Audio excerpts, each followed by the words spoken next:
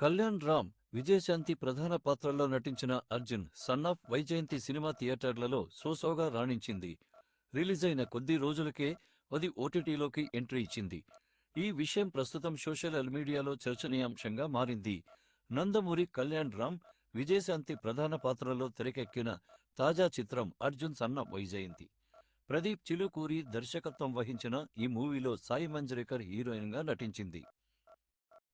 అయితే ముప్పా వెంకయ్య చౌదరి సమర్పణలో Ashoka creations, NTR arts బ్యానర్లపై Ashok Vardhan, Muppa, Sunil బలుసులు కలిసి ఈ సినిమాను నిర్మించారు.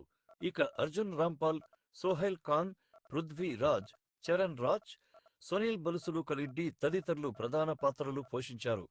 కాగా ఈ చిత్రానికి అజనీష్ లోక్ నాథ్ సంగీతం అందించారు.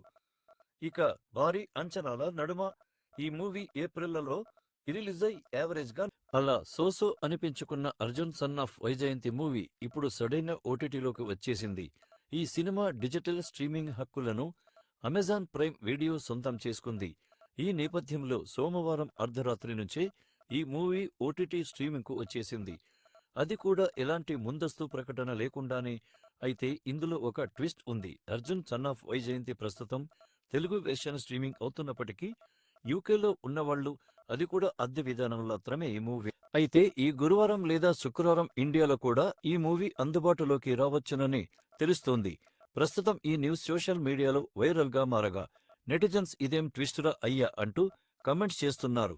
చిత్రం యొక్క ఓటీటీ విడుదల నెటిజన్లలో వివిధ అభిప్రాయాలను రేకెత్తిస్తోంది.